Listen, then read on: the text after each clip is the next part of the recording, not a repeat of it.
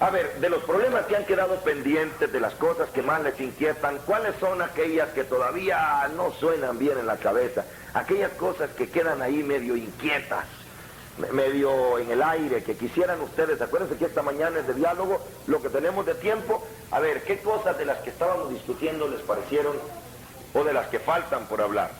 Lo de la señal de la cruz, lo de la confesión. Lo de la confesión quedó claro. Tienen potestad de atar y desatar. Y se ve claro en la Biblia que ejercieron el poder de atar. Y ataban al pecado, porque la paga del pecado es la muerte. ¿Con qué autoridad San Pablo dice a ese tal, ya lo dejé en manos de Satanás? ¿Él tiene autoridad para eso? Sí, porque tiene autoridad para atar. Y si ellos ejercen, si Pedro dice ¿cómo se llama? A Ananías, caes muerto. Ananías cae muerto. ¿Quién puede dar la vida y la muerte? ¿Quién es el que respalda a Pedro en ese momento? O es el Dios, o es Dios o es el diablo, ¿verdad?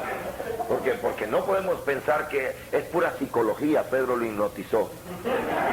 Al rato llegó Zafira, la mujer, y también le dice, mira, ahí están los que enterraron a tu marido, en este momento caes muerto. ¿Tenía poder Pedro? De atar al pecado. ¿Y cómo no iba a tener el poder de desatar? ¿Ah? ¿Cómo no iba a tener el poder para desatar? Y qué hermoso es ese poder de desatar. El hombre puede, es que no lo entendemos, ¿ah? Nos parece que es algo psicológico.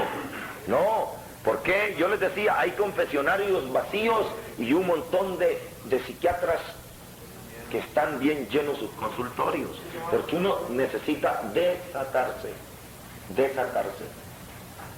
Y eso es un sacramento, o sea, es algo que se realiza cuando el sacerdote dice, y yo te absuelvo de tus pecados, en el nombre del Padre, del Hijo y del Espíritu Santo. Queda desatado. Acuérdense de Lázaro.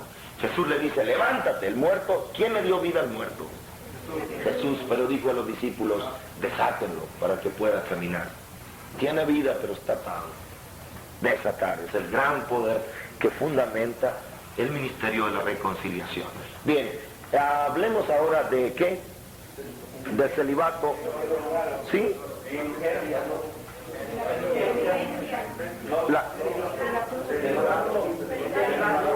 Bueno, del celibato, ¿qué era lo que seguía? Vamos en orden del uno por grupos.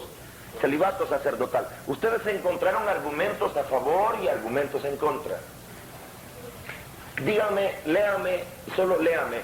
Diga la cita y lee el que encontró algún argumento en contra del celibato. ¿Prohíbe la Biblia no casarse? No. Lo primero que hay que preguntar es eso, ¿no? O sea, ¿prohíbe la Biblia? No. ¿Dice la Biblia que todo hombre tiene que casarse? ¿Que toda mujer debe casarse? ¿Que el que no se casa está en pecado? ¿Hay alguna prohibición expresa en la Biblia? Prohibición no, pero Génesis 2:18 dice, no es bueno que el hombre esté solo. Solo. Ese es un mandato que el hombre tiene que estar en relación. Tiene que estar en relación. Ahora la pregunta sería, ¿tú crees que un sacerdote está solo? No. ¿Tú crees que una monja está sola? Quisiera estar solo un ratito. Quisiera el cura estar solo un ratito. Quisiera estar solo un ratito. Sería bueno, dice el cura.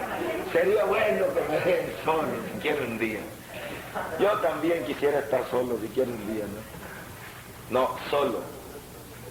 Eso es un llamado a la vocación de compartir. A ver, otro argumento que podría sacarse en contra.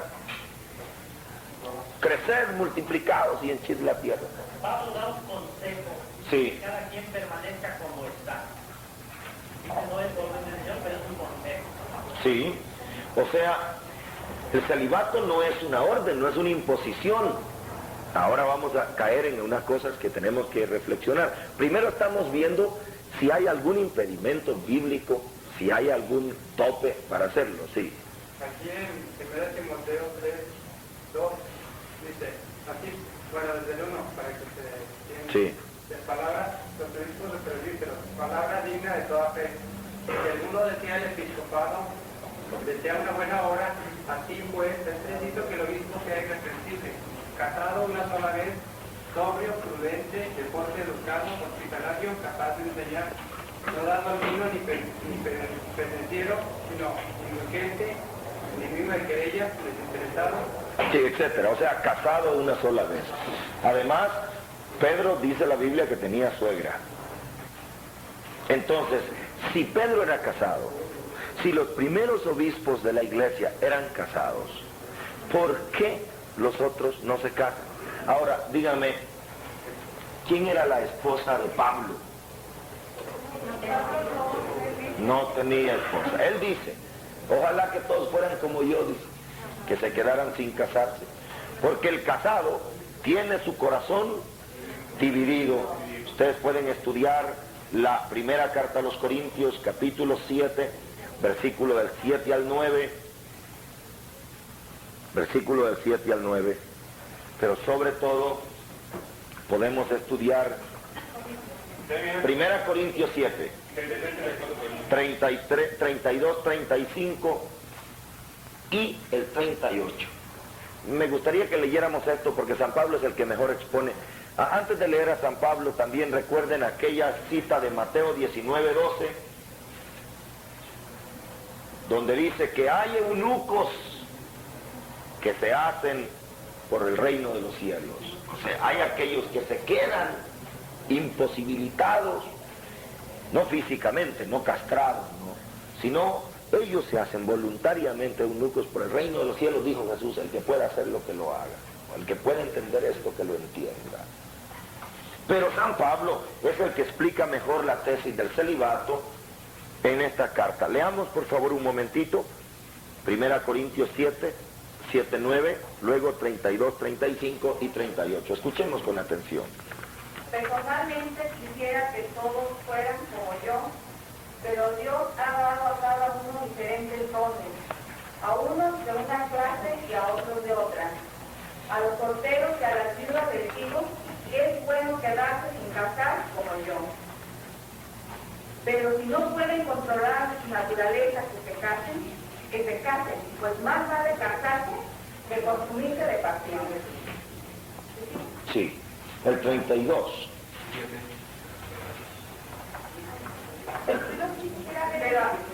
Sí, sí. Yo no quisiera ver libres de preocupaciones. El hombre sin casarse se preocupa de las cosas del Señor y de cómo agradar al Señor.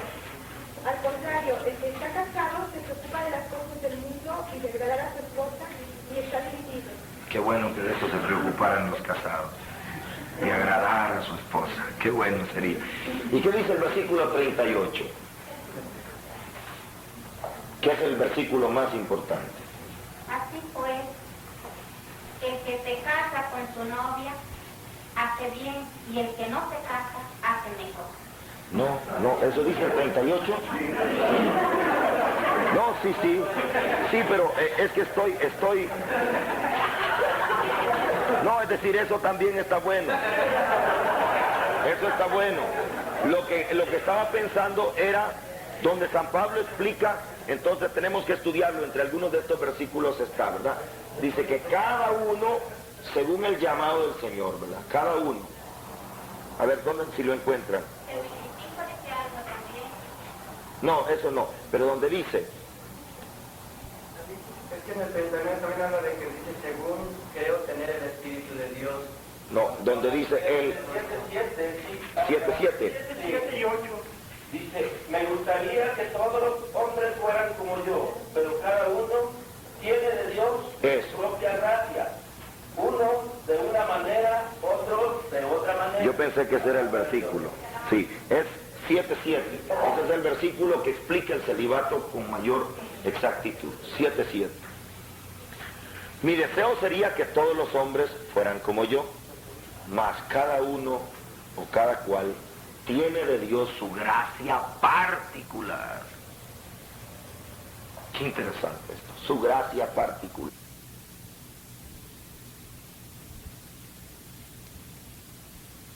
Particular. Ahora bien, hemos encontrado que la Biblia no se opone, que el hombre si quiere, no digo el sacerdote, ni la monja, el hombre, la mujer, quiera, puede decir, mire, yo me quedo sin casarme para dedicarme a las cosas del Señor. Eso se llama el celibato. Celibato. Ahora, cuando este principio del celibato se pasa a la costumbre de la iglesia, porque el celibato no tiene nada que ver con el ministerio ni de sacerdote ni de obispo, o sea, eso no tiene nada que ver. El celibato es una gracia personal que Dios da a cada persona, a cada hombre que quiere responder a esa gracia. O sea, esto no tiene nada que ver con sacerdocio ni nada que ver con obispos. El celibato es una cosa, es un estado de vida al que un cristiano puede optar libremente, sí o no.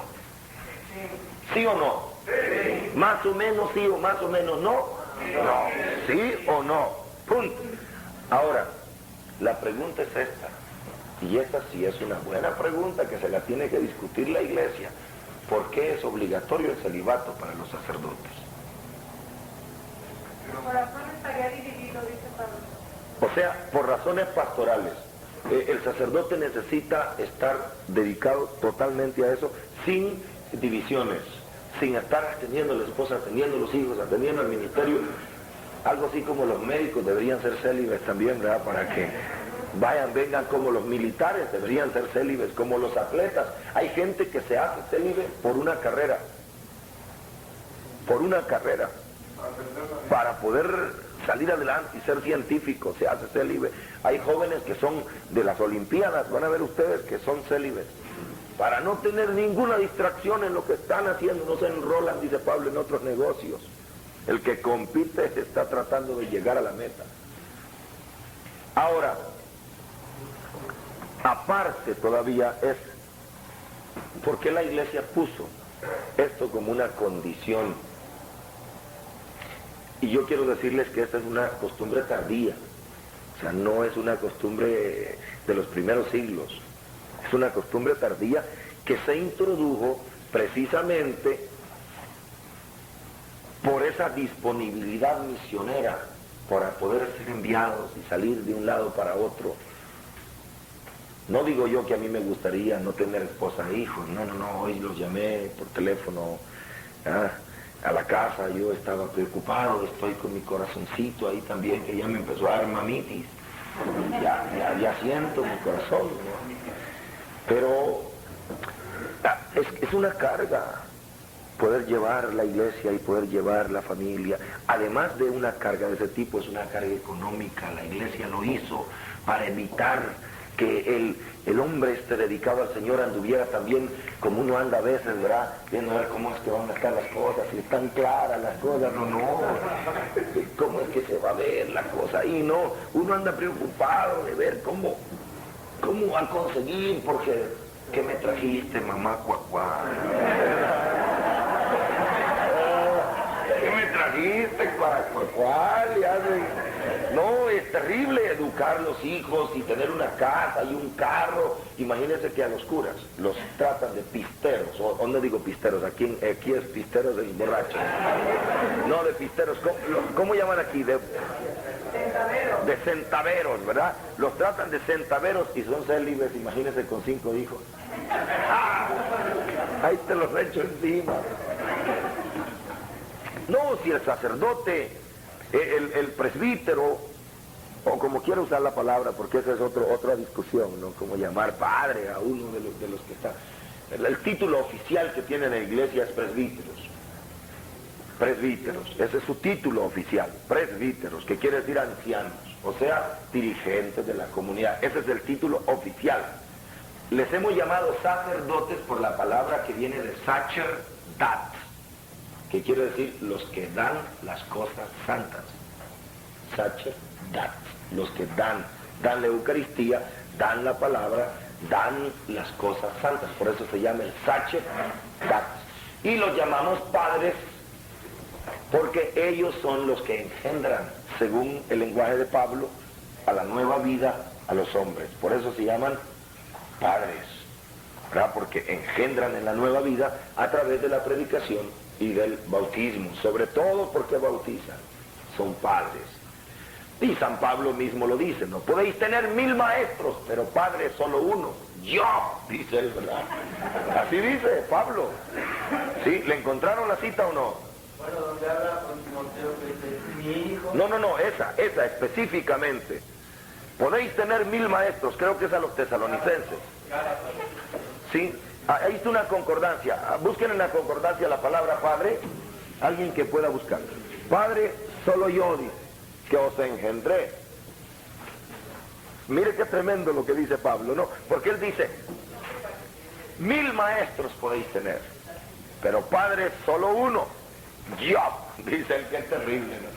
A nadie llaméis Padre, y dice Pablo, solo yo soy Padre. Es 1 Corintios 4:15. 4:15. Pues aunque hayáis tenido 10.000 pedagogos en Cristo, no habéis tenido muchos padres. He sido yo quien por el Evangelio os engendré en Cristo Jesús. Por eso dice, por el Evangelio os engendré, por eso lo llamamos padres, ¿no? Yo soy padre. Así es. O sea que se le... 1 Corintios 4:15. Perdón, la palabra Sacerdat, ¿de qué origen es? Latina. Latín. Sí, es latina. Sacerdat. 1 Corintios 4:15. 4:15. Además, lean las cartas de Juan. Juan siempre dice, hijitos míos. ¿Qué se está diciendo él? No, así, hijitos míos, yo soy vuestro hermano. No cabría, ¿no? ¿Cómo se siente él? Padre. ¿Entienden? O sea que es la paternidad espiritual por haber engendrado. Acuérdense de la de Onésimo, a quien yo engendré. Te pido por mi hijo Onésimo, a quien yo engendré entre cadenas. Es padre porque engendra. Muy bien, ahora, siguiendo con todo esto que está en torno a la vida religiosa, sacerdotal o vocacional, creo la iglesia está reflexionando sobre esto. La iglesia de Oriente tiene clero casado, o sea, ellos se casan. Los sacerdotes de la iglesia ortodoxa se casan, tienen su esposa. Los obispos no. Los obispos no. O sea, ellos tienen reservado el celibato obligatorio para los obispos. La iglesia anglicana o presbiteriana, que más o menos tiene su rito también, sus sacerdotes se casan. También, sí, ellos sí tienen sus obispos casados. Y para ordenar un obispo, si el sacerdote es casado... No, hay gente que lleva la vocación del celibato. Sí. Antes de casarse es cuando hacen la opción. Así es. Quiere ser casado o ser célibe. Así es. Una vez que toman la decisión son ordenados, o se casa primero si se decidió casarse. Pero el que escoge el celibato es para toda la vida. Así es, o sea, escoger los obispos es nada más de los célibes. Por eso ya está la opción de algunos de ellos es el celibato. Me parece que la Iglesia Católica va a ir desarrollándose cada vez más y no tiene nada contra la fe, nada contra la doctrina, nada contra la moral. Creo que la Iglesia Católica lo que va prosperando no es sacerdotes casados, sino al revés, casados ordenados. Eso es lo que va prosperando un poquito. Ya hay diáconos permanentes casados, o sea, llamados al servicio gente casada. Porque el problema también es otro, no solo número uno, número dos, o sea, disponibilidad misionera, costo, mano de obra barata, digámoslo de una vez, o sea, no andemos con mucho rodeo, mano de obra barata. No, pues sí hay que decirlo como es, ¿no? Porque, por ejemplo, en el ministerio que yo trabajo, somos laicos, con familia, y al momento de llamar a alguien a tiempo completo, se le agarra una calculadora, hermano. Y es $1.000.000 de pesos. Agarras a un hombre solo y bueno, este puede vivir en cualquier casa. Ahí se los encargo, mano. Sí, él puede comer en cualquier casa. Él puede andar de comunidad en comunidad, tranquilo, ¿no? Pero con 5 hijos que pagan colegio, que tienen una casa y grande, no, es mano de obra barata. Ahora, en la iglesia, además de eso hay el otro problema, el tercer problema, y es el testimonio familiar. Que San Pablo dice, el que no gobierna su casa, no puede gobernar la iglesia de Dios. Imagínense ustedes un sacerdote con una esposa medio difícil, o con uno medio difícil, porque una difícil no la aguanta, pero una medio difícil. O imagínense una religiosa con un marido que la ponga a raya, qué testimonio, ¿verdad? O imagínense ustedes, por ejemplo, un sacerdote con 5 hijos, 2 drogadictos, predicando cada domingo en la misa. Todo porque en las mejores familias pasa, o sea, ahora la iglesia está observando familias que ya más o menos se ve, esto ya casi que no son muy escandalosos, ya más o menos van.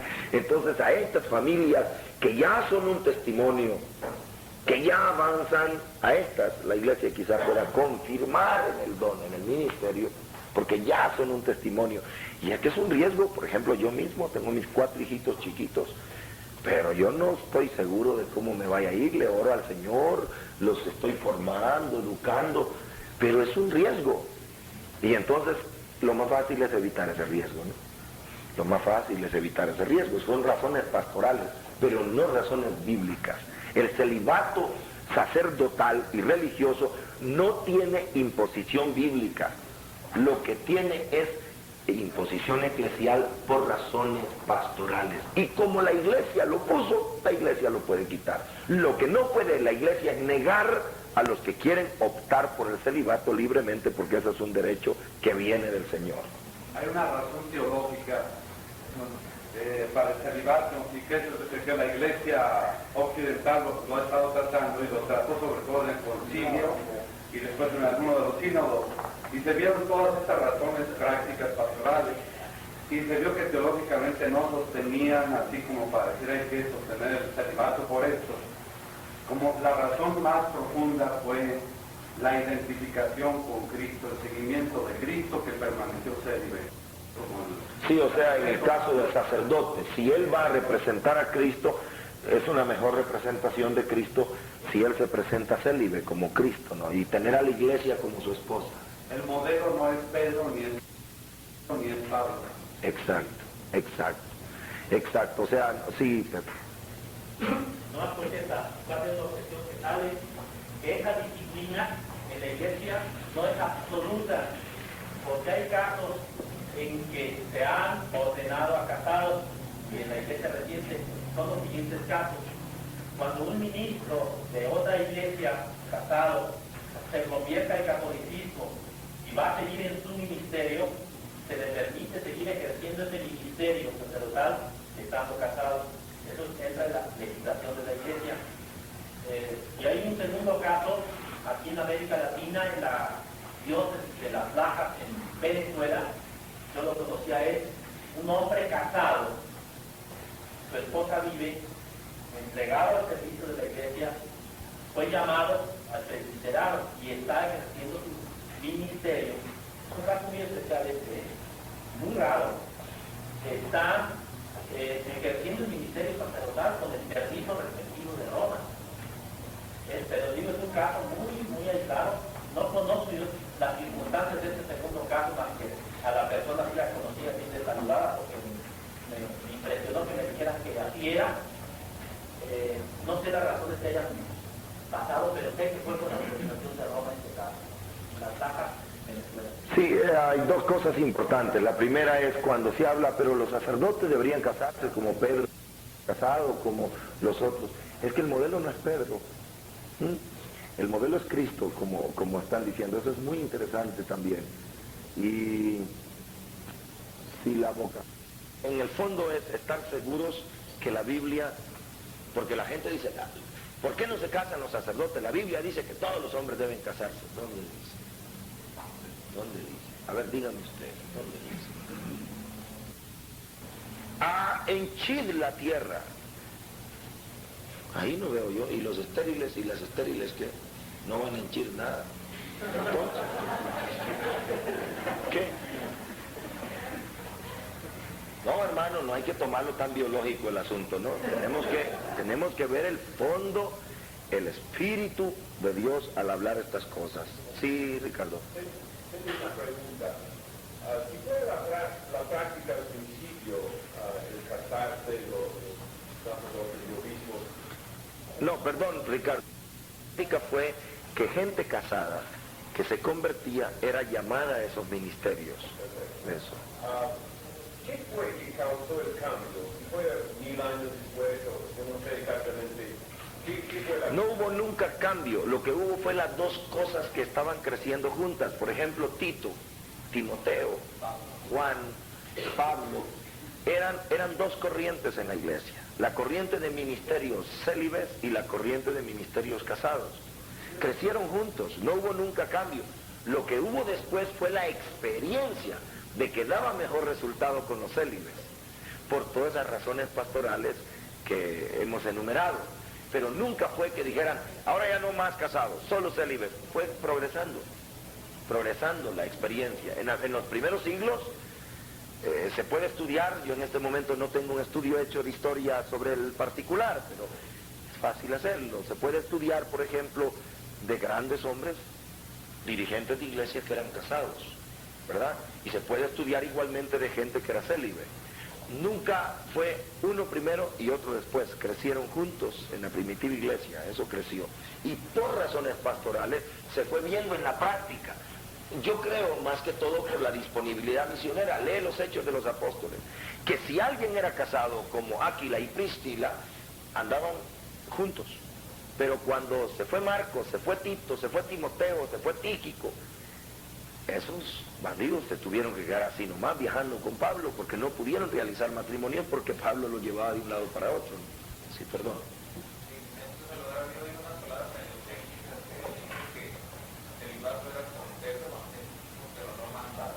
Claro, eso es lo que dijimos, no es una imposición, es un estado de vida. El versículo 7, 1 Corintios 7:7, no 38, ¿verdad? Cuando dije, este es el más importante. No, el 7 dice, cada uno según la gracia que ha recibido del Señor. Eso sí, debería ser voluntario.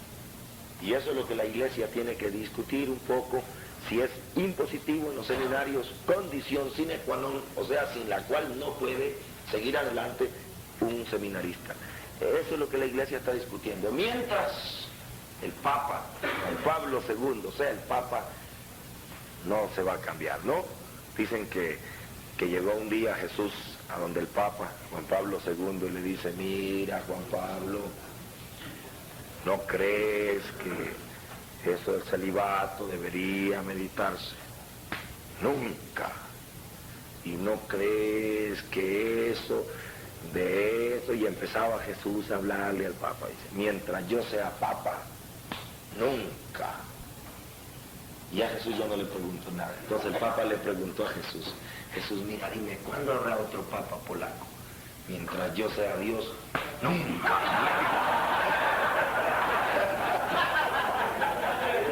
Este es un chiste que viene del Vaticano, ¿eh? ¿Sabe por qué? Porque dicen que el Papa Juan Pablo II es muy estricto, o sea, en todo lo que es tradición de la iglesia, nunca, le digo. Bueno, eso es para que vean que tenemos un Papa que no va a cambiar las cosas tan fácil. ¿Sí? Con respecto a lo que mencionas, se hace por imitación a Cristo, ¿verdad? Sí, el padre decía que ese es el argumento teológico más fuerte, ¿no? La pregunta es la siguiente, porque también ahora es muy dado, creo que tú sabes, ¿no? De esas películas que están filmando, que están haciendo precisamente sobre la vida sexual de Jesús. Sí, no, bueno, es decir, hay teorías, sobre Jesús se pueden decir teorías, ¿no? Pero esto ya es, eso que estás diciendo en este momento se sale de la apologética cristiana y nos lanzamos a apologética fuera del cristianismo, ¿verdad? La defensa.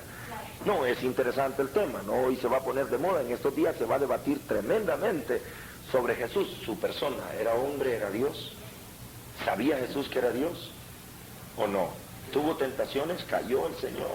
¿Se fue a estudiar a la India? ¿Dónde estuvo los años que no cuenta el Evangelio? ¿Cuántas mujeres tuvo? Y un montón de temas que no son temas de cristianos, a no ser mormones, que tal vez nunca he oído, pero serían los únicos que posiblemente podrían caer dentro de este círculo. Pero fuera, yo siempre le respondo a esta gente, ¿por qué no le creían a Jesús sus coterráneos cuando llegó a Nazaret? ¿Por qué no podía hacer milagros ahí? Porque lo conocían y siempre vivió con él. Porque lo conocían y decían, ¿y este de dónde le viene tanta sabiduría?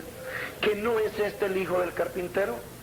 Ahora, oigan esto, supónganse que ustedes son mis vecinos, yo he vivido con ustedes todo el tiempo, y yo me voy 10 años de este pueblo, y regreso. Si yo regreso hablando en otro idioma, ¿a ustedes les extrañaría? No, porque dice, ¿les extrañaría sí?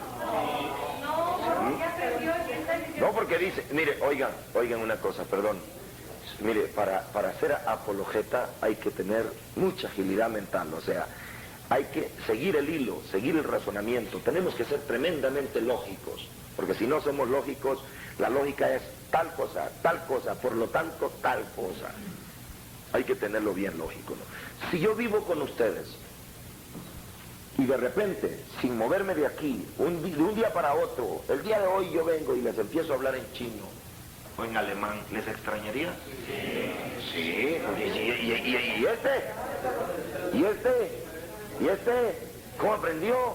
Que no supimos que estaba aprendiendo. Pero si yo me voy de aquí y vivo 10 años donde ustedes no saben dónde anduve, y regreso y vengo hablando en alemán, ¿les extrañaría? No. Ustedes dirían, este viene de Alemania, fue a aprender alemán. Lo que extrañaba a la gente es que ese Jesús que ellos conocieron y vieron crecer tuviera esa sabiduría. ¿De dónde? Si este es el hijo del carpintero. Eso asegura que Jesús no salió porque causaba extrañeza. Él no salió de su pueblo. Por lo tanto, eran testigos de su vida. Y un día Jesús dijo, ¿de qué cosa ustedes pueden acusarme? Si él hubiera tenido una vida sexual, para un israelita, una vida sexual fuera del matrimonio era una impureza legal tremenda. A tanto que no podía un hombre ni siquiera sentarse en la silla donde se sentara una mujer, especialmente cuando andaba con su menstruación. Era una pureza legal tan tremenda, era algo tan serio el contacto, que hay que estudiar, por ejemplo, qué oficios hacían a un hombre impuro. Casi todo lo hacía impuro. Solo la carpintería no, se salvó Jesús. No, los carpinteros no eran impuros, algunos más eran oficios puros, pero todos. El sastre, el que hacía ropa, era impuro porque tocaba el cuerpo. Porque para medir tocaba el cuerpo y ya estás impuro, mano. Imagínense un hombre que tuviera contacto con una mujer que sin el matrimonio. Entonces, ¿a qué Jesús preguntar de qué me acusan? ¿De qué? Ya te controlamos, ya te vimos. Sí, a Jesús le llevaban las miradas, estaban puestas en él. Jesús no era una vida privada, él tenía una vida que todos conocían, todos lo conocían. También todo lo que Jesús siempre mandó a hacer, lo hacía él primero. Si él hubiera hecho eso, pues otras cosas no hubiera podido hablar. Ahora, hay que entender un poco, también no debemos ser fanáticos. Esta película de la que están hablando, La Última Tentación, yo he estado escuchando los comentarios, algunos se han dejado llevar solamente por el fanatismo religioso y hace. No, mira, en el fondo esta película va a hacer mucho bien, en el fondo va a ser bien. Es decir, no quiero decir, es buena, vayan a verla, díganle a todo el mundo que vaya a verla. No, va a plantearle a este mundo el concepto de Jesús. El autor, yo lo escuché explicar, bueno, no a él porque él habla inglés, pero yo escuché su traducción diciendo, yo no estoy diciendo nada, solo estoy diciendo que Jesús tuvo la tentación de vivir como un hombre normal. Y lo que se ve en la tentación, no lo que Jesús hizo, es un pensamiento que tiene Jesús. O sea, el problema es que las escenas sexuales son demasiado realistas, ¿no? Y se ve como Jesús se rebuscaría ahí en el asunto, ¿no? Como él estuviera en el acto sexual, él se imagina cómo lo hubiera hecho. Pero no, dice no. O sea, esa fue tentación. Él dice, lo tuvo en la mente, seguramente si él era hombre, tuvo esto en la mente. El problema es el asunto sexual, ¿no? Que podría haberlo dicho sin escenas. Pudo haberlo dicho con palabras, pero como eso no lo compra nadie, como la gente quiere ver acción. Entonces, pero en el fondo la tesis va a replantearnos. Mucha gente va a decir, si Jesús, él fue un hombre como todos, tuvo relaciones, yo lo vi en una película. Porque la gente cita el periódico, fíjense, usted viera qué tremendo es. La gente cita el periódico como autoridad. No, una señora me dijo, Jesús era un ser de otro planeta. ¿Ah, sí? La estrella de Belén era el platillo volador en el que él bajó. Hermana, yo lo vi en un periódico, ahí decía, ay madre, en un periódico, con la fuerza que tiene el periódico, o sea, el papel aguanta con lo que le ponen. Cualquier gente puede decir cualquier cosa, pero no es esa la garantía de verdad. Entonces tenemos que acostumbrar a la gente, no es a no oiga, a no mire, a no platique. ¿Cuántos creen que la actitud conveniente es esa? Para defenderlos del problema, ponga este rotulito en la puerta, mire, somos católicos, no queremos propaganda de nadie, ¡pam! Portazo. No es esa la actitud. Debemos educar a los demás a una actitud de examinarlo todo y quedarse con lo bueno. O sea, discernimiento. Yo lo puedo oír todo, yo lo puedo ver todo, yo puedo dialogar con cualquier persona. Jesús tiene una promesa, beberán veneno y no les hará daño. Y a veces ciertas ideologías son veneno. Pero lo importante es que nosotros tengamos una base de verdad. En cuanto empiece la duda, entonces tú necesitas retirarte a estudiar hasta consolidarte en tu fe para volver otra vez al diálogo. Porque el problema no es dudar, el problema es quedarse con las dudas, hay que mantener el diálogo. Entonces, esto es un diálogo también, tenemos que dialogar con un mundo no cristiano que no cree en la palabra, sino un mundo que tiene otras teorías. Pero también tenemos que dialogar con ese mundo. A mí díganme lo que quieran de cualquier cosa y yo puedo escuchar y ver si tiene razón o no. Le hago 2, 3 preguntitas y ahí nomás se destruye el argumento. Muy bien. Nos quedaba una muy importante también. Después hemos tratado celibato sacerdotal, por qué le llamamos padre, etcétera. ¿Cuál era la siguiente que teníamos? El signo de la cruz. A ver, argumentos en contra de la señal de la cruz. ¿Por qué no? Mire, usted, ¿por qué no se persina? ¿Verdad? ¿Por qué no quiere hacerse la señal de la cruz? Argumentos en contra, ya les dije, ¿no? Sí, porque ahí murió Cristo y eso sería como mantener vivo el recuerdo, eso sería como mantener vivo el dolor. ¿Dice la Biblia que no hay que hacer la señal de la cruz? ¿Dice la Biblia que no? Entonces, hermano, mire, saben que la mayor parte de veces los hermanos evangélicos nos hacen la pregunta de esta manera. ¿Dice la Biblia que hay que hacerse la señal de la cruz? Ellos nos ponen en el aprieto a nosotros. Y nosotros, sí, aquí dice aquí. No, calma. ¿Dice que no hay que hacérsela? No dice. Entonces, hermano, ¿nos basamos en la Biblia o no? La Biblia de esto no dice absolutamente nada. Más bien sí dice que hay que hacerse la señal de la cruz. Fíjate. Sí dice. En Ezequiel.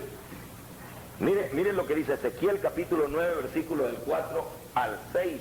Y aquí sí es interesante, mire hermano, Pepe, la traducción original. Lástima que es del Antiguo Testamento, ¿verdad?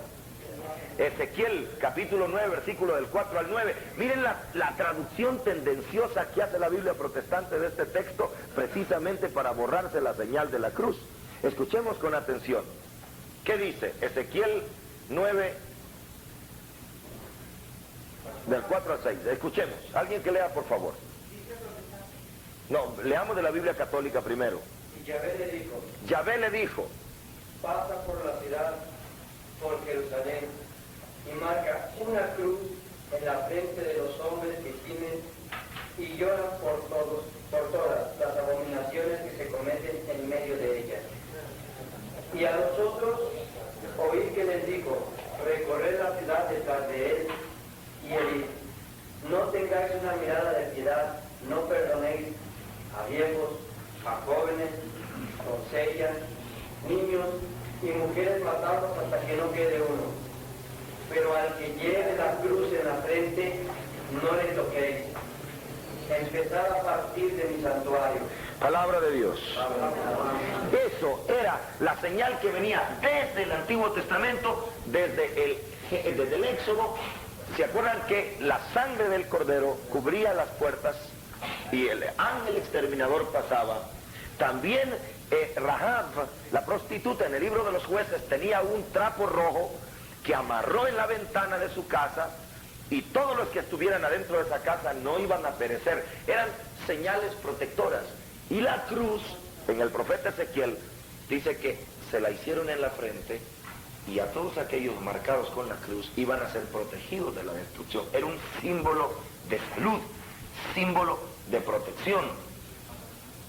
Ahora bien, las traducciones protestantes no dicen cruz, dice señal, señal. Entonces viene el problema de la traducción. Ellos dicen una cruz, ahí dice una señal, no dice una cruz. Ahora vámonos al original griego, la tau. Ahí está dicho, márquele una tau. Y la tau es esto, es de donde viene la letra. Pero la cruz era realmente una T, era una tau. La cruz era un palo que ya estaba puesto allá y el otro que el condenado llevaba en los hombros. Cuando llegaba lo clavaban con ese otro madero y él quedaba así. Esa era la cruz, era la tau. Por eso la traducción es cruz. Podría ser una T en la frente. La traducción original, la traducción, digamos, literal debería ser así. Márquenle una T en la frente. Pero la traducción le pone ya el concepto, dice una cruz. Los protestantes dicen una señal. Y yo le dije a un hermano un día que estábamos discutiendo, ¿qué señal cree que era? ¿Y sabe qué me dijo él? Les hacían una ruedita, me dijo. Les hacían una ruedita, me dice en la cabeza. ¿Cómo se escribe tau? T-A-U, ¿verdad? Así. T-A-U. ¿Sí? Está ahí en el comentario de Jerusalén. ¿Por qué no pasas aquí a hacerlo con los grafos griegos que tiene o hebreos? En español. Es hebreo. Hebreo, ¿verdad? Tau. Pero en hebreo la tau es otra. La tau es así. Es de la vulgata, otra del latín. Así es la tau. No sé. Sin embargo, la Biblia de Jerusalén en su nota dice la tau, que es en señal de una cruz.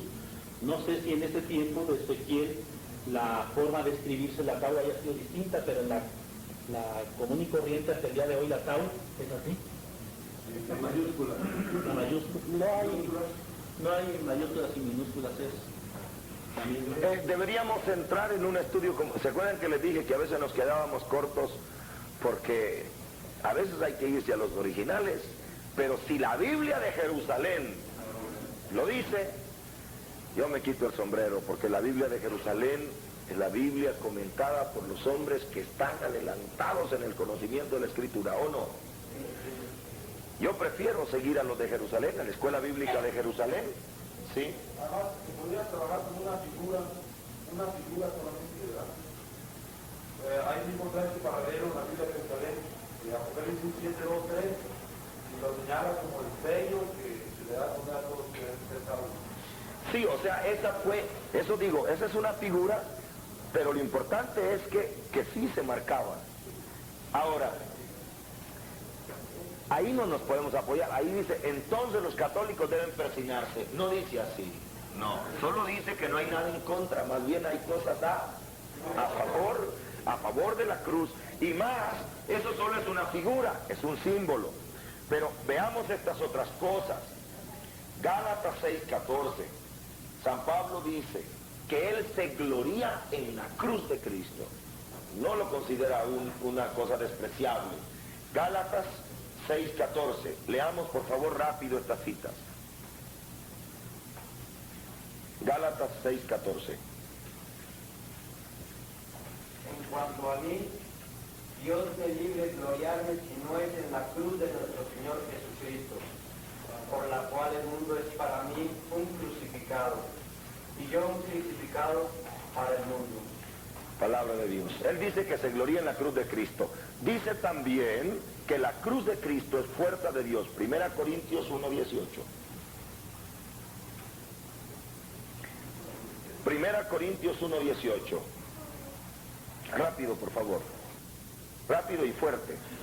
Pues la predicación de la cruz es una necedad para los que se pierden, mas para los que se salvan, para nosotros es fuerza de Dios. La predicación de la cruz, o sea, del misterio redentor de Cristo, es una necedad. Mantener vivo el recuerdo de la muerte de Jesús en la cruz es lo que a algunos les parece que es malo. San Pablo dice que es cierto, que algunos dicen que es una necedad, pero para nosotros es fuerza de Dios. Más todavía claro, cuando se habla en Filipenses 3:18, que algunos se presentan como enemigos de la cruz de Cristo. Hay que entender que no está hablando Pablo de la cruz en el sentido de la señal de la cruz, sino del misterio de la muerte redentora en la cruz. Porque tampoco queremos decir, mire, ahí está, ya vio, si usted no tiene una cruz es enemigo de la cruz. No, pero estoy diciendo que la idea, mantener vivo el recuerdo de la cruz, mostrar la cruz, la predicación de la cruz, no era algo que para los primeros cristianos fuera dañino o negativo. Leamos por favor Filipenses 3:18. Porque muchos viven según os dije tantas veces, y ahora os lo repito con lágrimas, como enemigos de la cruz de Cristo. Como enemigos de la cruz de Cristo. Pueden leer Mateo 10:38, tome tu cruz y sígame. Romanos 6:8. Romanos 6:8. Gálatas 2:19-20. Gálatas 2:19-20. Anótenlos. Y Gálatas 5:24, ¿verdad? Creo que la leímos ya. No, 6:14. En todo esto podemos encontrar. Ahora bien, ¿cómo se introdujo el uso de la señal de la cruz en los cristianos? ¿Por qué empezaron a usar esa señal? Eso fue bien tardío. Los primeros cristianos no usaron el símbolo de la cruz. La primera cruz que está hecha del primer siglo está hecha más bien por un pagano para burlarse de los cristianos. Es una cruz y un caballo crucificado, un caballo, y ahí dice el nombre de un niño, dice que eran niños de una escuela, ¿no?, que estaban haciéndole burla a los niños cristianos, y decía, por ejemplo, digamos, Tito, por decirle así un nombre a uno de los primeros cristianos, ahí tiene su nombre en griego, dice, fulano de tal está adorando a su Dios, y es la primera señal, cruz con Jesús crucificado, que está, que se encuentra en descubrimientos arqueológicos, de la cual se tiene noticia. Es una hecha por paganos. Ellos concebían a los cristianos como seguidores de un crucificado. Era escándalo para los judíos, locura para los griegos. Pero ¿por qué un caballo? Porque hay una película que se llama La Funerada de María Félix. Hay una escena donde está una cruz y un caballo. Es porque era la forma de burlarse de Jesús, la primitiva forma de burlarse de Jesús. Era la primitiva forma de burlarse de Jesús. No, de Jesús, por eso ponían el caballo clavado en la cruz. Era una forma pagana de ridiculizar a los cristianos, ¿no? Era por eso, porque fue la primera forma, y hubo un movimiento que muchas veces usaron caballos, bueno, esto que el Señor nos ayude a tomarlo con sanidad de corazón, no es para agarrar tizones y quemar brujas, ¿no? Pero usaron sapos, usaron culebras crucificadas para burlarse de Jesús. Habla de que la señal de la cruz viene, o sea, la cruz como tal viene a partir de Constantino, que tuvo una visión cuando se funda la iglesia ya. O sea, sí, se habla de la mamá de Constantino, ¿verdad? Que era Santa Elena. Sí. Sí, por eso te digo, es que eso ya no va a entrar dentro del campo nuestro estudiar. ¿Se acuerdan que les había dicho? Es necesario hacer una historia de la iglesia sobre estos acontecimientos. Pero a veces cuando ya se recurre a ese argumento, el interlocutor tuyo te dice historia de hombres, historia de hombres, historia de hombres. Sí, o sea, pero sí hay una cosa cierta, que la Biblia no prohíbe hacer la cruz. Más bien Ezequiel dice que marcaban una cruz en la frente. Más bien Pablo dice que no seamos enemigos de la cruz de Cristo. La predicación de la cruz o la visión de Cristo en la cruz nunca fue negativa para los cristianos. Fue gloriosa, porque Él murió ahí.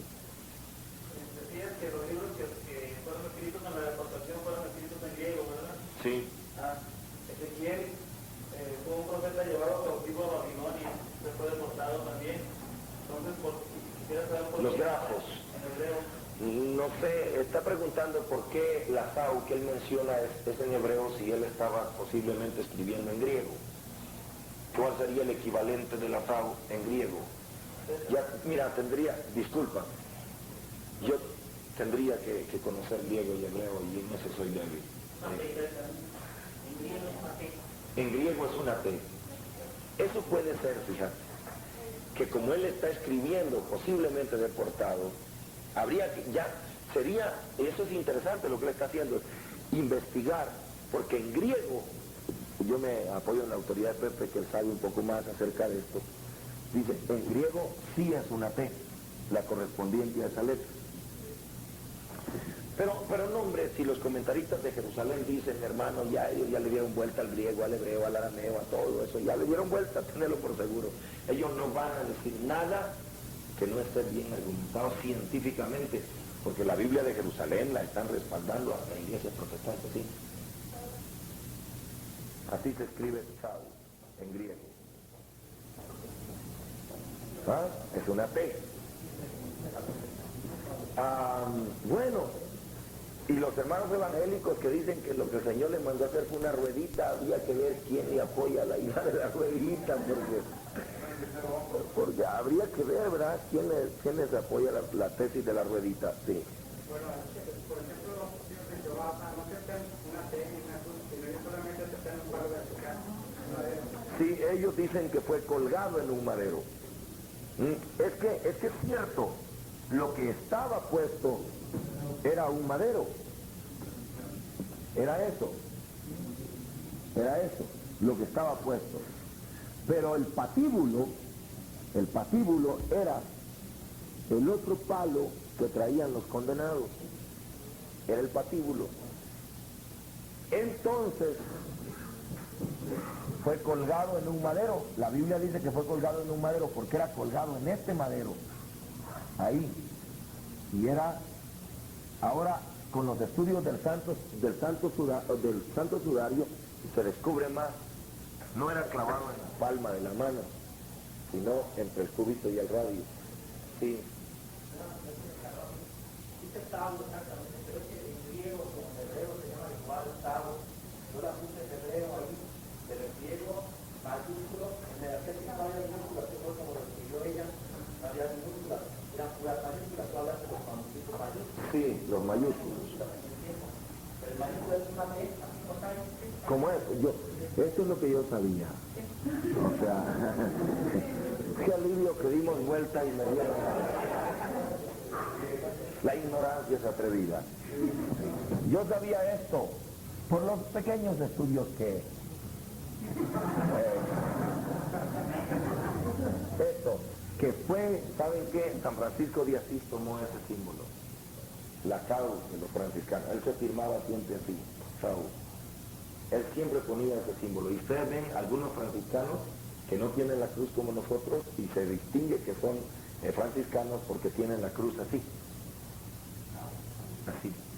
Se llama Sau, que es originalmente la figura de la cruz. La cruz nuestra, la que nosotros conocemos, se hizo en base a la inscripción de INRI, que quiere decir Jesús Nazareno Rex Iudeorum, o sea, Jesús Nazareno Rey de los Judíos, que le colocaron encima un rótulo, que le colocaron encima para que se leyera la causa de su condena. Entonces quedó ya así, ya quedó así la cruz. Sí, ya quería entrar en otras cuestiones históricas sobre las cruces y por qué la cruz de Caravaca y por qué la cruz egipcia y por qué la cruz de dos cruces, cosas que no ese es el punto, digamos. El punto es, ¿prohíbe la Biblia hacer la señal de la cruz? No. ¿Prohíbe la Biblia mantener vivo el recuerdo de la muerte de Cristo en la cruz? Lo recomienda, hermano. Lo recomienda predicar que ese Cristo glorioso que murió en la cruz. No debemos creer que predicar de la cruz o recordar la cruz se convierte en nosotros. Es que ustedes mantienen vivo. ¡Qué bárbaros! ¿Cómo mantienen ahí doliente a Jesús? Ahí no está Jesús, hermano. Lo que mantenemos es vivo. San Pablo dice a los Gálatas, ante vuestros ojos he presentado a Cristo crucificado. ¿Ah? A Cristo crucificado ante vuestros ojos. Se los hizo tan plástico, porque esto es actualizar el sacrificio, no renovar, no volver a hacerlo, hacer actual presente. Pues yo recomiendo, y ayúdenme a hacerlo por favor, en todo lugar donde haya una cruz con Cristo, tiene que haber una cruz vacía. Si hay en un templo una gran cruz, crucificado Cristo, está bien, pero que haya en ese mismo templo una gran cruz vacía, si es posible, como lo hace la liturgia, con un lienzo. ¿Se han fijado que siempre hay una cruz con un lienzo? Eso es el símbolo glorioso. Aquí estaba, pero ya no está. La cruz vacía. Luchemos por eso, por la cruz vacía, por la cruz vacía. Sí.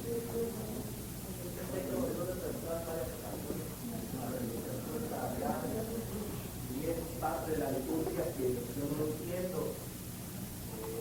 A veces pregunto más por poner objeción protestante, en este caso es severa pregunta mía. En la liturgia del Viernes Santo hay un momento Que se besa la cruz. adoración. Sí. De la cruz, yo me tomé cuidado de ver la liturgia en el latín y dice exactamente Sí. adoración de la cruz y se invita por cierta papá a adorar la cruz. Así es. Yo no le entiendo bien esto, si es real adoración, no la entiendo. Es que es en el sentido que el apóstol San Pablo habla de la cruz. San Pablo dice que él se gloría en la cruz de Cristo. Él no está hablando del madero de la cruz. Él está hablando de la redención en la cruz. Y a nosotros nos enseñaron desde pequeños en un canto que dice, venid pecadores, venid a la cruz, a adorar la sangre de mi buen Jesús. O sea, la adoración es una adoración a la sangre de Cristo derramada en la cruz, no es al madero de la cruz. Y en esto debemos tener mucha habilidad pastoral y mucha habilidad para explicarlo. Sí es cierto que a veces no se ha distinguido. Parece que fuera una adoración al madero de la cruz. No, cuando la Biblia se habla, cuando nosotros decimos la cruz, no nos referimos al madero, nos referimos al misterio redentor de Cristo en la cruz. Y adorar la cruz no representa adorar la madera de la cruz, sino adorar la sangre. Y al decir sangre no quiere decir tampoco adorar el plasma sanguíneo, sino adorar el sacrificio redentor de Cristo que hizo por nosotros. Y ojalá, hermano, que usted lo adore también, porque si no lo adora, no sé por dónde anda, ¿no? Ahí tenemos una cita nosotros. Dígamela. Primera de Corintios 1, 17 y 18. Primera Corintios 1, 17 y 18, lea. Porque no me envió Cristo a bautizar sino a predicar el Evangelio, y no con palabras sabias, para no desvirtuar la cruz de Cristo. O sea, vuelve al término la cruz de Cristo. Y al decir la cruz de Cristo no se está refiriendo a el madero de la cruz de Cristo, sino el sacrificio de Cristo.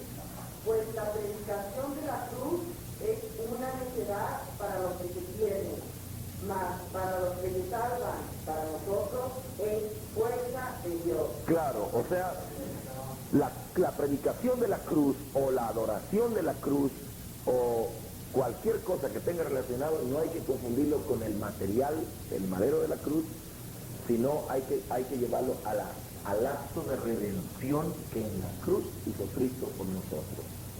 No sé si ustedes tienen la fiesta de la Cruz de Mayo, que eso se hizo por el descubrimiento de Santa Elena, la mamá de tu amigo Constantino, el que nos contaba que él fue el que levantó el estandarte. Efectivamente, Santa Elena, bueno, ya no sé si cae en parte de la leyenda y parte de la historia, hay que echarle un barniz de historia a todo, pero hay una leyenda muy fuerte y se cree una historia muy fuerte, que ella encontró la cruz en donde clavaron a Cristo, encontró el madero de la cruz donde clavaron a Cristo. Sí, hay digamos, algunas cosas sobre eso. Algunos historiadores y exégetas modernos y algunos estudiosos de la Biblia dicen sí, y se sonríen, sí.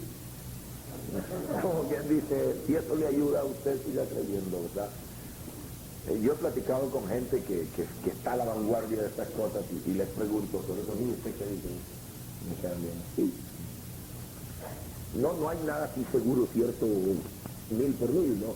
Pero se cree en ese día Santa Elena, y de entonces se conmemoró la fiesta de la Santa Cruz. Y en toda Latinoamérica, yo no sé si aquí, ponen ese día la cruz y ponen frutas, y la adornan. Los albañiles son los que hacen. Ahora, oigan bien, una cosa, hay algo tremendo, ¿ah? Eso era una forma de evangelizar, sobre todo a los niños. Igual, mire, la iglesia cristiana trató dos cosas: de sustituir la fiesta judía para que el pueblo cristiano siguiera teniendo fiestas, y de sustituir las fiestas paganas.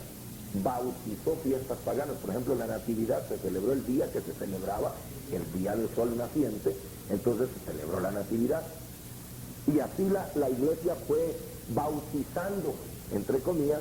Algún esfuerzo de eso se está haciendo moderno. Me estaba diciendo Pepe que se van a hacer muchas cosas para bautizar las cosas normales que uno usa. Por ejemplo, el cepillo de dientes, me decía Pepe, ¿verdad?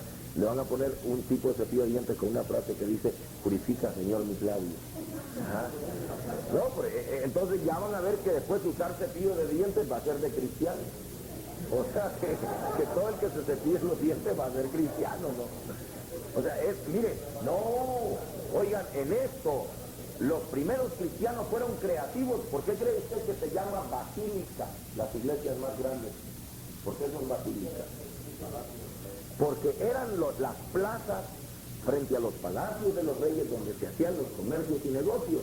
Y quiere decir que esas plazas enormes las convirtieron en templos, porque ellos llegaban a predicar ahí. Llegaban ahí hasta que invadieron las plazas y tuvieron que echarle pecho y ya se quedó basílica. Pero esa era la plaza donde se vendía y compraba. Eran agresivos, los primeros cristianos se evangelizaban de esa manera. Entonces nosotros hoy, ¿en qué estábamos? ¿Cómo venía el razonamiento? Se me perdió. Entonces, esta fiesta de la cruz era para mostrarle a los niños que de Jesús teníamos todos los frutos. Ellos, niños, se acercaban: mami, esa cruz, sí, hijo. Me acerco yo y agarro un banano, un plátano, o agarro cualquier cosa, ¿no? ¿Ustedes le ponen frutas o no? En América Central es muy, muy típico. Todos los niños haciendo grandes colas para llegar a darle un beso a la cruz, y el padre explicando: es que de Cristo Jesús vienen todos los frutos de la redención. Algo así como el árbol de Navidad, algo así. Miren, nosotros, en lugar de estar en contra de estas costumbres, debemos evangelizar estas costumbres, aprovechar la religiosidad popular para proclamar el mensaje de Cristo. Oiga, Salvador, pero hay esto de la escritura en los casos, por ejemplo, el de la cruz también lo celebran los albañiles, pero lo celebran con mucho Salvador, porque viene lo que siempre critican los hermanos. Ahora viene la cuestión: lo que han hecho es que los paganos nos han quitado las fiestas cristianas. Entonces nosotros los cristianos tenemos que salir a la defensa de nuestras fiestas cristianas, ¿verdad? La señal de la cruz es la predicación de la muerte de Cristo. Incluso, Salvador, en todo esto de la ciudad popular, viene de la conquista de que los reyes que llegaban tenían que hacerlo por medio de símbolos, no conocían la lengua. Correcto. Traían la cruz y traían muchas cosas más. Muchos símbolos, entre ellos la custodia, ¿verdad? Ellos hicieron la custodia para evangelizar a los incas. No, ahora que vamos a celebrar los 500 años de evangelización, a mí se me está, mire, enchinando el cuero cuando leo la historia de gente como Fray Junípero Serra, Subirana, Esteban Alonay, que se vinieron a pie desde Panamá y recorrieron a pie todo Centroamérica, México, llegaron hasta San Francisco, Los Ángeles, fundaron todo eso. Esteban Alonay, en 90 años de edad,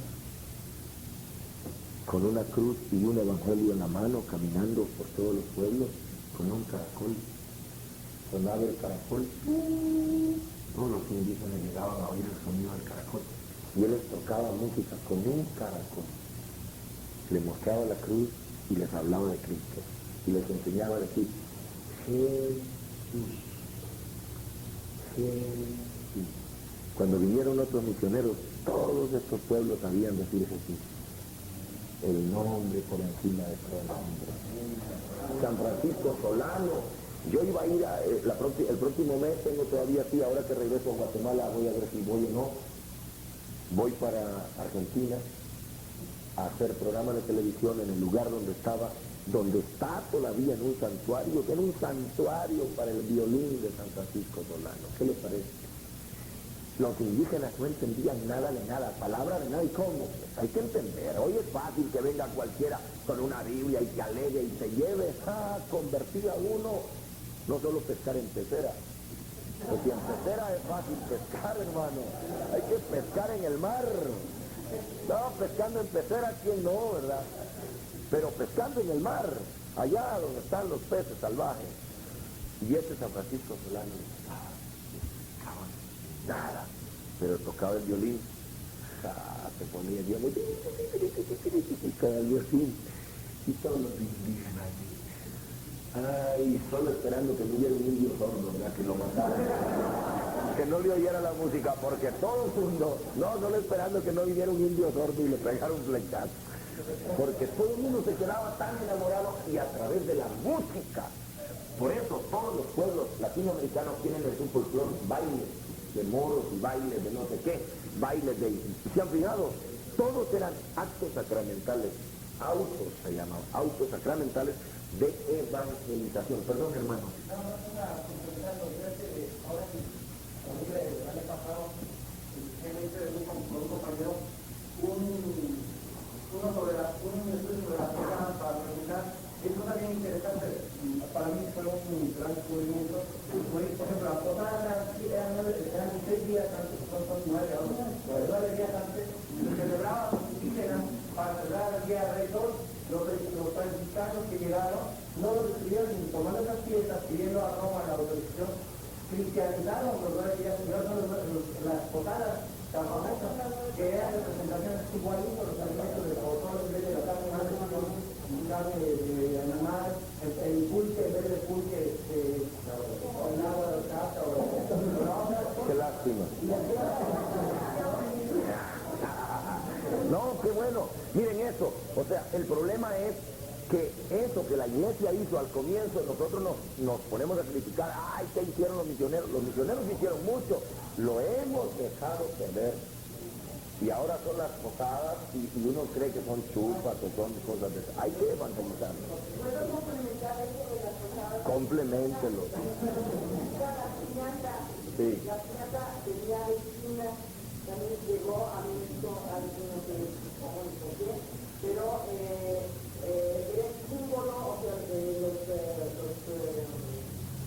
religiosos, la tomaba como el símbolo del pecado, revestida de colores que usan muchas cosas chivas, con el palo con el que se rompe, es la fe, que al partir del pecado con la fe se derraman los frutos de la caridad. ¿Así explicaban? ¿Así? ¿Quién dice sí? Pepe. Qué interesante. Miren los misioneros cómo eran de listos. Y teníamos misioneros, mire, tuvimos la primera generación de los 12 franciscanos que se llamaron los 12 apóstoles de América, que eran creativos. Esa gente que fue maravillosa. En Guatemala hay un lago y alrededor del lago hay los 12 nombres de los 12 apóstoles. Miren, hermanos, la Iglesia Católica aquí tiene raíces. Si ustedes escarban un poquito ahí, hay sandalia de franciscanos. Aquí hay unas raíces católicas tremendas. ¿Y cómo van a venir otros de otras ideologías, con otros pensamientos? Aquí usted no le nada. No conoce la historia, hermano.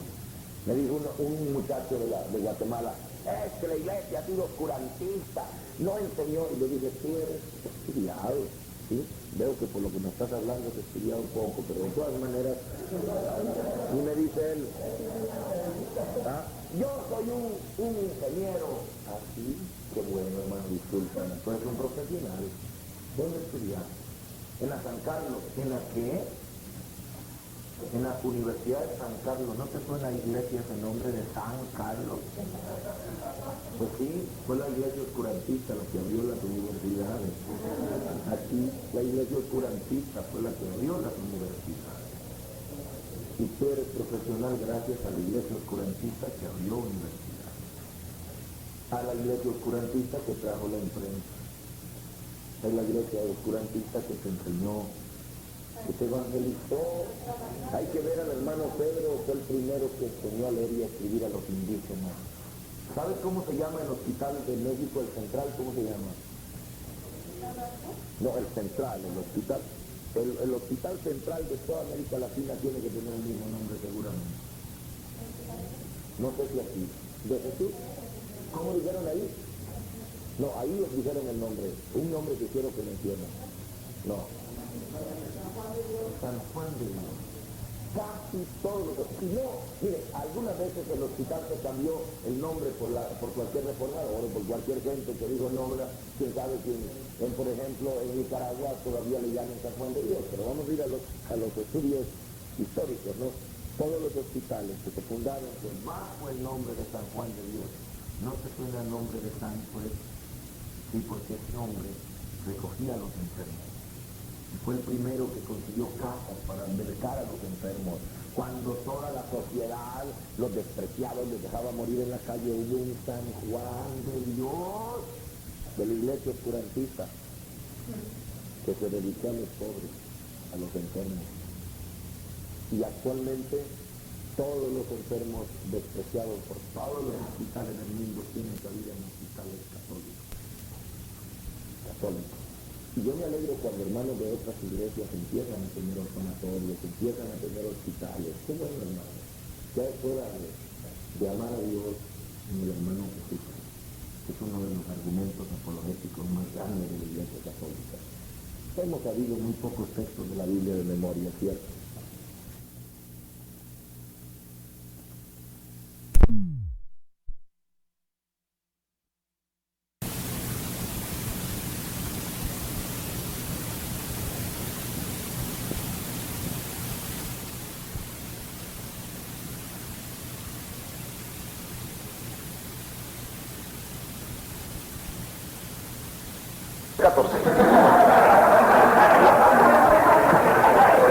El día del juicio va a decir, tuve hambre y me diste de comer, estuve desnudo y me vestiste, estuve enfermo y me visitaste.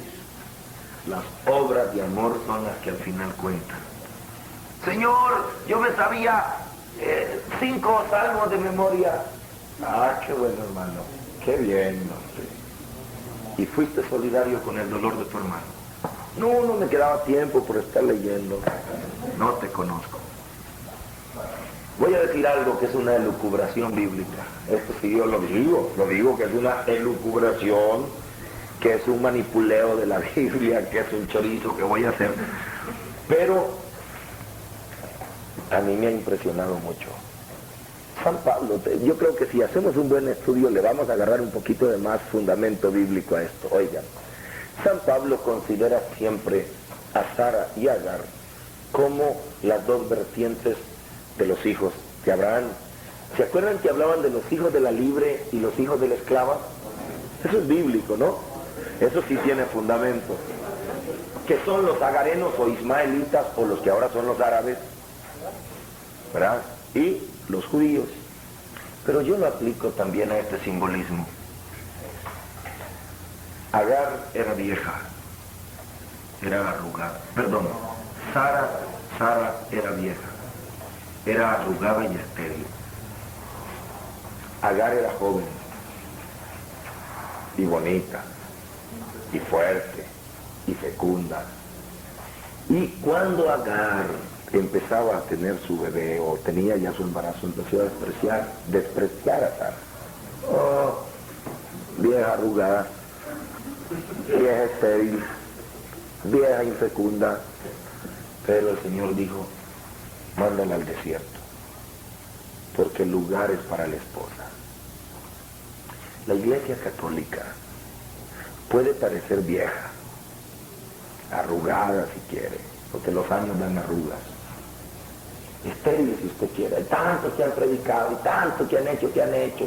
Se presentan grupos nuevos, modernos, diciendo, mire, nosotros acabamos de empezar y mire nosotros. Sí, pero la boda del Cordero va a ser con la esposa. Con la esposa.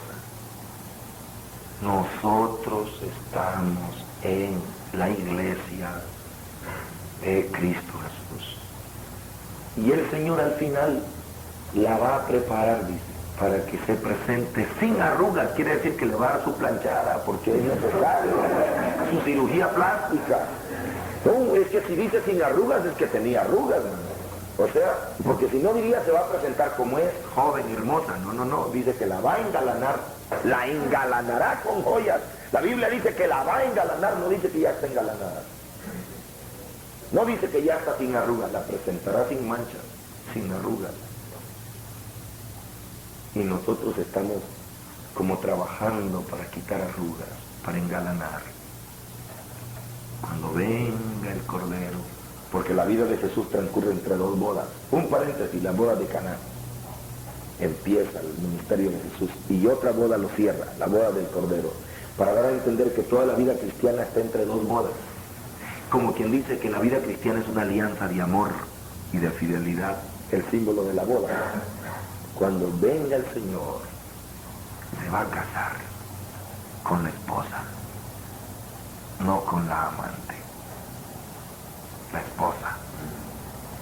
Y me preocupa mucho, no que los hermanos no católicos no sean católicos, eso no me preocupa. Me preocupa que sean anticatólicos. Y debemos enseñarle a los hermanos que la clave que dio Jesús en Marcos capítulo 8, la clave que dio Jesús no es que anden siempre con nosotros o que estén con nosotros. La clave es que no estén en contra de nosotros. A ver si lo encontramos. Me parece que sí es Marcos 8, ¿verdad? Vamos a ver. Cuando dice que... No. Cuando dice que Juan encontró a unos que... Juan encontró a unos que en el nombre de Jesús echaban demonios, y dice Juan, se lo prohibieron. Ah, no, es Juan, es Marcos 9, perdón, 38, se me cruzan los cables. Marcos 9, 38 dice, Juan le dijo, Maestro, hemos visto a unos que expulsaban demonios en tu nombre y no vienen con nosotros, y tratamos de impedírselos porque no vienen con nosotros. Repite 2 veces insistentemente, su delito es no venir con nosotros. Pero Jesús les dijo, no se los impidan, pues no hay nadie que obre un milagro invocando mi nombre y que luego sea capaz de hablar mal de mí. Pues el que no está contra nosotros, está con nosotros. La clave no es estar con, la clave es no estar contra. Noten lo que estoy diciendo. Señor, se los impedimos porque no andan con nosotros. Y Jesús dijo, están con si no están contra. Lo que hay que destruir son todos los anti, todos los contra. Y les digo que la Iglesia Católica hace tiempo que levantó todas las excomuniones que tenía. Fueron errores históricos, si usted quiere, o no errores, fueron concepciones históricas. La Iglesia levantó la excomunión contra la Iglesia Ortodoxa, contra cualquier iglesia evangélica. No estamos en contra. No estamos en contra. Y al no estar en contra estamos con. Hermano, no te pido que andes conmigo, solo te pido que no estés contra mí. Porque en las bodas del Cordero los anti no van a participar, hermano. Los anti no entrarán al reino de los cielos. Los pendencieros, dice la Biblia. Los sectarios. Y eso quiere decir la actitud que excluye a los demás. No vamos a excluirnos. Aunque nosotros los católicos tenemos mucho de qué sentirnos. Yo me siento orgulloso de ser católico. Y no es por ignorancia. Usted es católico porque no ha leído la Biblia, pues por eso, hermano. Porque le he leído. Usted porque no conoce la historia de los papas, pues por eso, porque conozco la historia.